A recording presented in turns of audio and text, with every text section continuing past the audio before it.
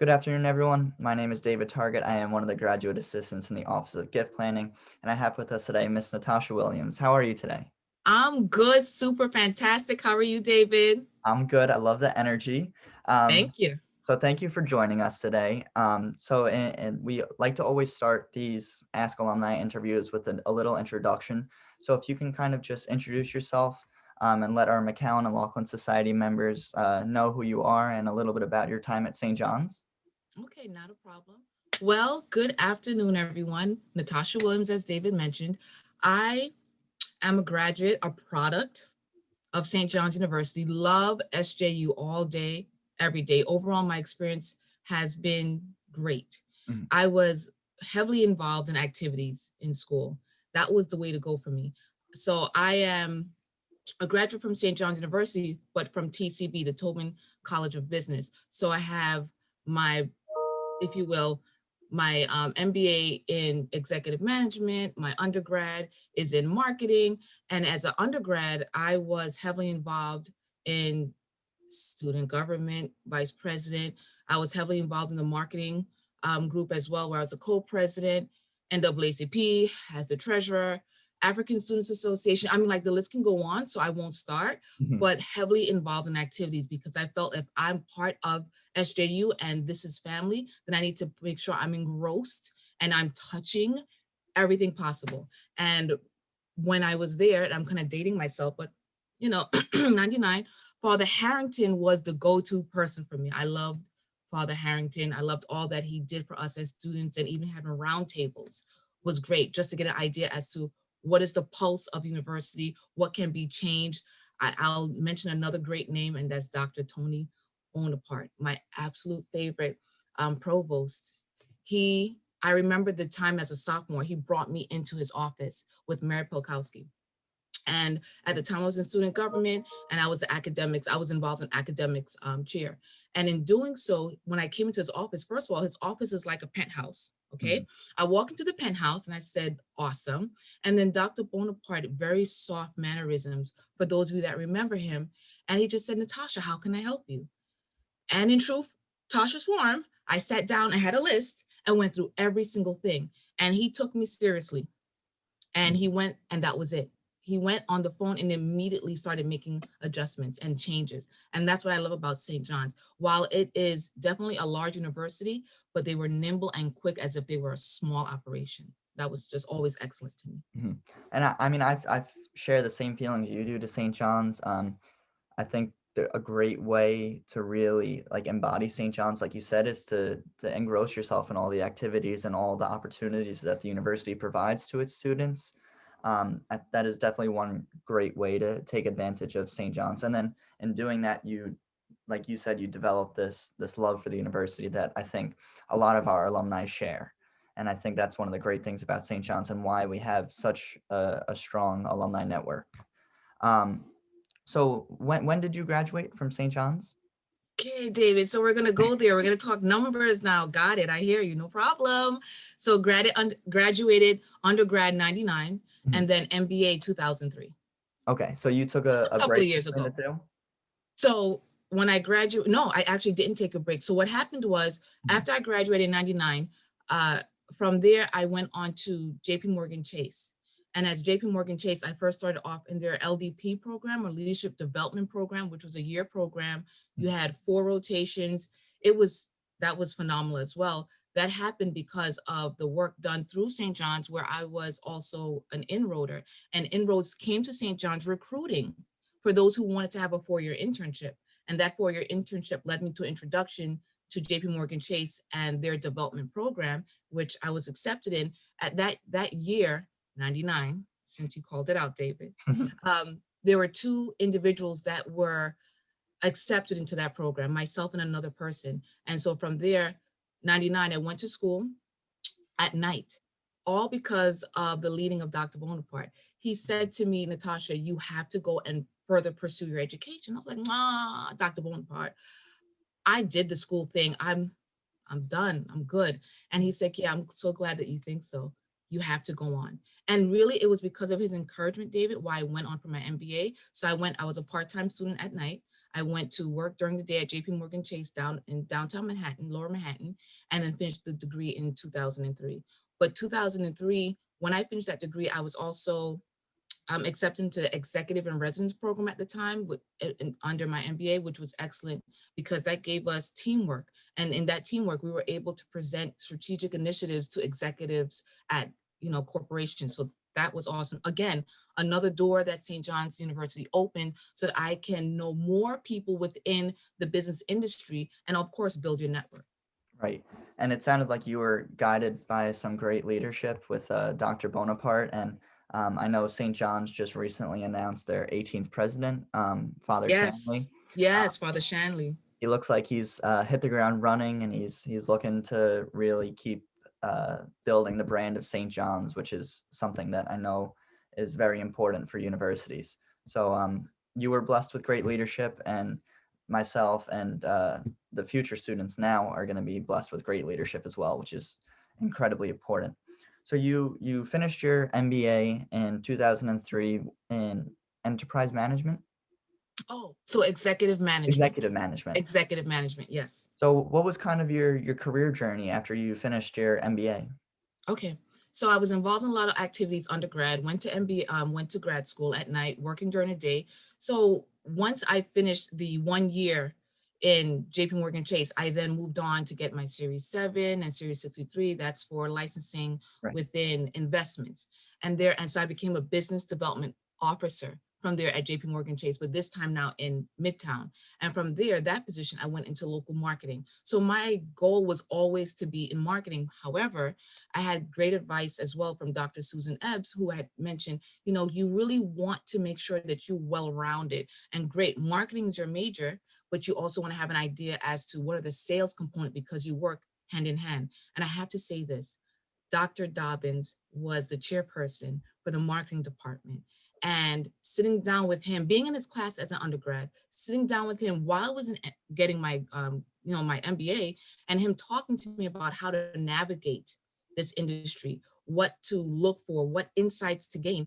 I went into sales first to better understand the affluent market. And then from there, I went into local marketing initiatives. So I work with all of JP Morgan Chase's departments as far as bringing up local marketing initiatives, not marketing on a grand scale, but local marketing, which means we had to understand niches. We had to understand geographical territories and understand how to speak to that audience. And again, that all developed because of the guidance I had. And you're right, David, I have been blessed with great leadership. And, they really guide you by the hand. They let you be an adult, but at the same time, they guide you ever so gently as to what's the best next step. So after being in local marketing, I went on to investments marketing because I did have my Series 7. So I would do both platforms now, still at JP Morgan Mhm. Chase, but one portion was doing sales training to our day traders that was at that time situated in Florida. So a lot of travel back and forth. And then the other part of the component was working on marketing. And this marketing had to do with publications. It had to do with like Barron's, New York Times, Wall Street Journal, like all those publications talking about what JP Morgan Invest, that Mhm. was the name at the time, which has now been sold to E-Trade, had to offer. And so from there, I went from sales development, marketing, then business development, sales training, and then local marketing as well, but now in the area of investments. And that was all with JP Morgan Chase. All with JP Morgan Chase. I'm not going to date myself, but why not? St. John's community, we're all love Exactly. here. So about over 13 years in corporate America from JP Morgan Chase, that's when I went to Citigroup and Mhm. I did small business marketing from there as a VP. Awesome. And you know what I've loved about this conversation so far is that you really took advantage of everything St. John's had to offer. And I hear you're bringing up different professors you've spoken to, different people throughout the university you've spoken to.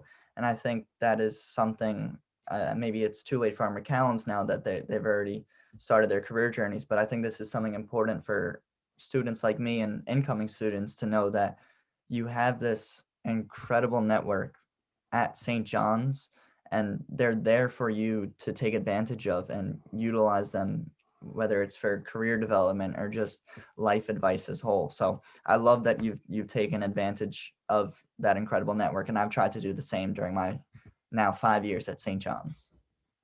David, I have to tell you this, and I might sound like a PSA, it might sound like a commercial, but it's all true, it's all heart, it's all love. I've had really great student relationships. Now we've matured and we're still friends. And one of them was Spencer Reams. And he Mm. was the president of student government as when I was the vice president. We were running on the same ticket together. I mean, a great guy, right? All the way around.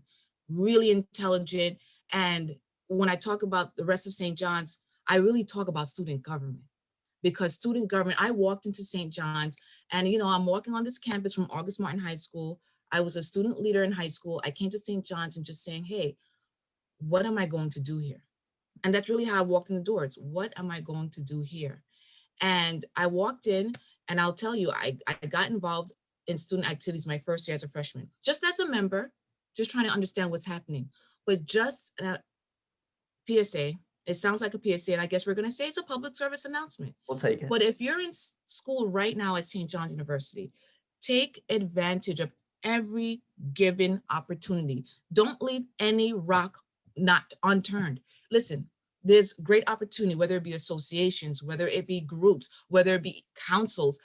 What I loved, David, was the fact that leaders, administrators, listened to my advice and took it seriously. There was another leader, administrator, Darren Morton.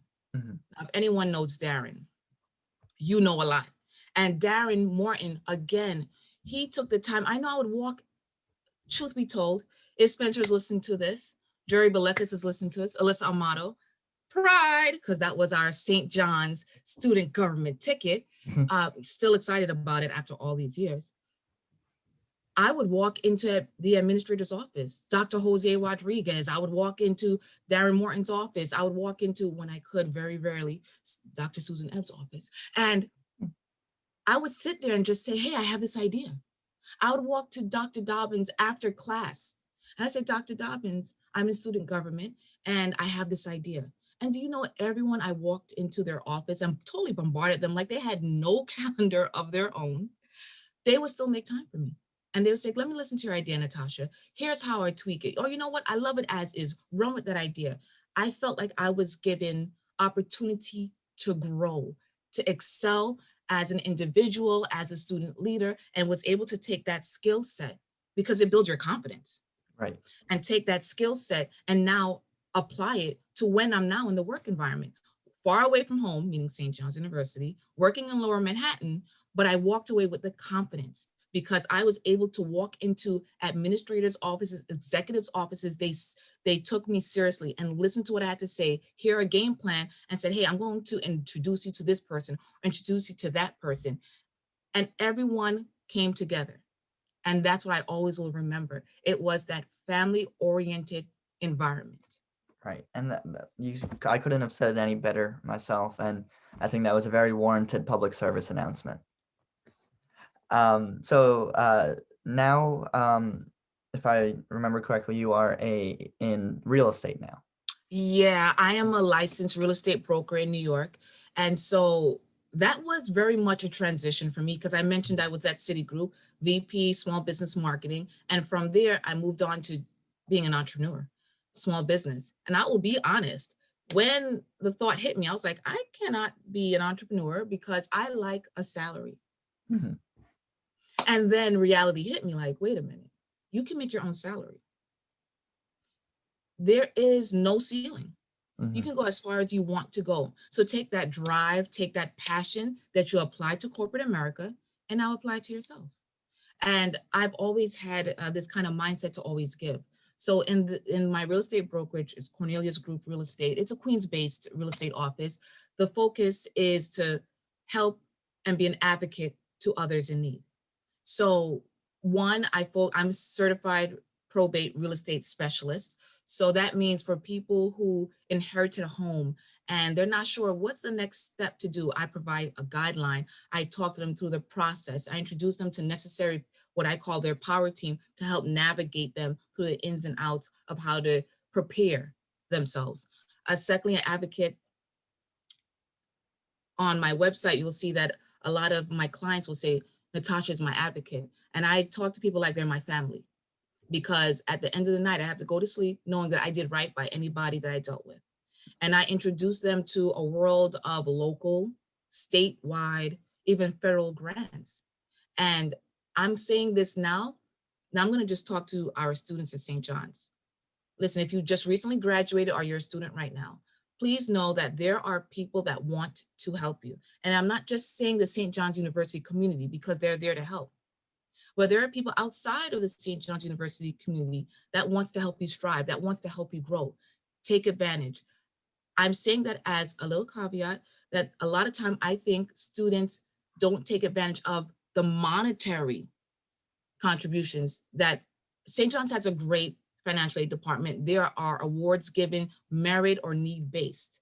And I have no shame in saying that I received scholarships Mhm. on need and merit based. And I'm okay with that. Guess why? Because I was able to graduate. Guess why? Because I had a quality, high grade education. So I'm saying to you right now, march yourself to the financial aid department.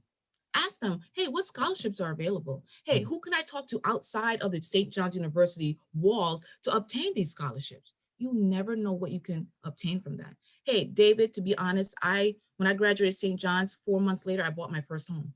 Okay. Wow. And in buying my first home, that wasn't something that was on my mind as a freshman. But when I became a senior, the thought I was thinking, what next? And to be quite public with this and full disclosure, a lot of that money came from scholarships Mhm. as a student at St. John's, and also some from me being a student leader in high school. And I saved that money. So, guys, take this as a personal lesson right now. Every type of fund that you can access where you're not actually working for the dollar, but you're receiving the dollar based on merit, based on need, whatever the case might be, utilize that, save it, invest it, look for drips, make sure that you are walking out this Vincentian mission. And if you don't know our Vincentian mission, I'm sorry, you already got to go online and check it out and read it for yourself and apply it to your heart. Because these things, these attributes, these characteristics that the Vincentian mission, it's something that envelopes your heart. It never leaves you. I Right. mean, literally, it's practical. And David, I got to tell you, St. John's for me was practical. Yes, we did theoretical in the classroom, but I walked away with practical life skills. And oh, and by the way, also was able to qualify for a house because I had some scholarship money from St. John's University. So 4 months out the gate, I'm buying my own home. Right. 22. I mean, yes, guys, you probably dated me and you're like, wait, she's not 22 now. I'm not. I'm not. But look, you can do there is no limit. You Mhm. know, they say the sky is the limit. Let's go beyond the sky, right? Listen, make the best use of your time now. You can never get this time back. So make best use of it. Right. And you spoke a lot about scholarships there, and I think a huge reason that we have such a successful financial department that enables our students to have the college experience like the one you had is in large part due to our McAllens and Laughlin Society members who have given so much back to the university that gave to them. And I think it can't go unnoted how big of a help that our McAllens are and our Laughlins are to providing students like me today the opportunity to go to such an amazing university and take advantage of everything that you just said, whether it's the leadership, the guidance, the opportunities, everything you just said is made possible for many students because of the generosity of our McAllens and Laughlins. And I know you mentioned you're an entrepreneur now. Do you if you would you do you have a piece of advice for any of our McAllens and Laughlin members who have maybe always wanted to take some entrepreneurial activity but never quite did so, or maybe think it might be too late for them? I don't know. I haven't spoken to too many of them about their entrepreneurial interests, but if you had a piece of advice for someone who, for any of the reasons I just listed, is doubting themselves, what would you tell them? First of all, shout out to McConnell and McLaughlin because St. John's needs you, and I thank you for your dedication Mhm. to SJU. And students who don't even know you are going to benefit from you being so generous. So let me just say thank you. Mhm. Now, if you're looking for entrepreneurialism, I tell you that I loved and was married to my salary. But when the thought hit me, when God gave me this idea, like, you know what? You can now apply everything that you learned to yourself. It was like an explosion. Like, what?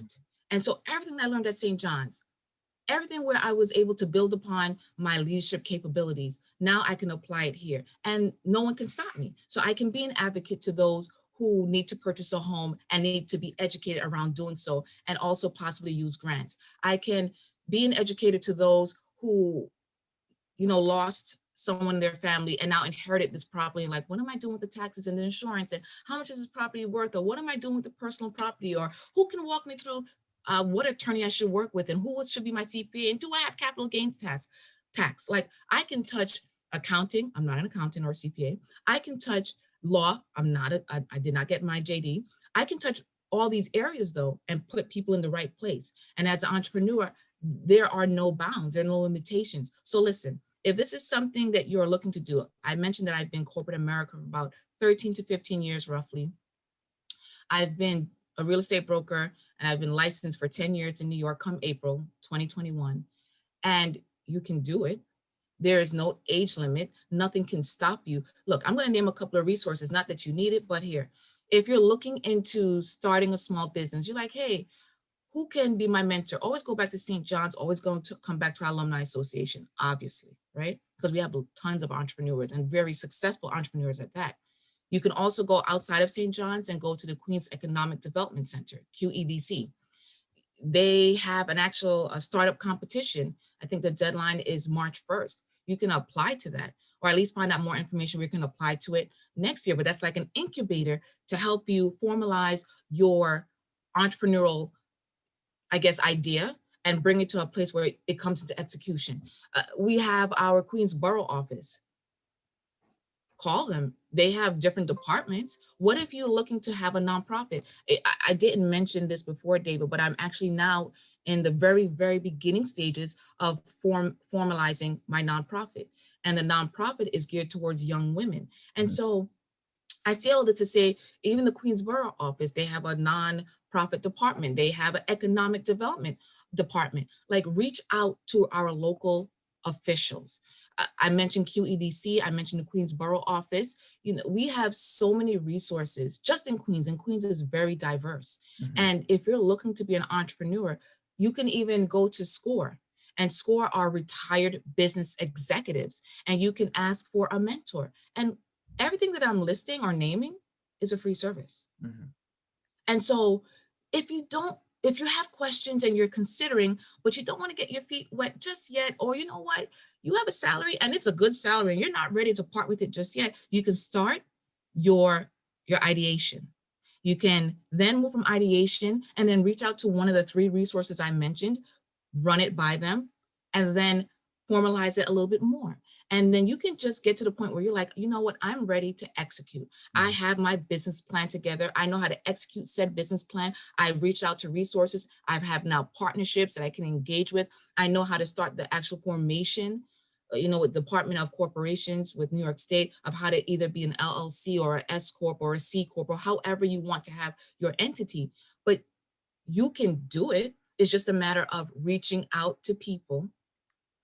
And listen, I would start a conversation by saying, hi, I'm a St. John's University graduate. I graduated X, years ago, or I'm a recent graduate, and I'm looking to do X, Y, and Z. Do you know of anyone who's doing this already in the community? And by the way, tap your councilman, tap your council person, councilwoman, councilman, and ask them, hey, what can I do to be more involved? Join a community board. Mhm. Like, there's so many opportunities. And in that way, you're also doing research and gathering data as to how you can make your business idea better. Awesome. That was great. Um, so I just wanted to say thank you again for taking the time to do this. This was fantastic. So many great pieces of advice that I hope our McAllen and Laughlin Society members will take a look at and maybe finally start an entrepreneurial journey that they've always wanted to. So thank you again. This was really great. Oh, wait, I lost your sound. Oh, I just There- said thank you so much for your time, David. That was awesome. Thank you.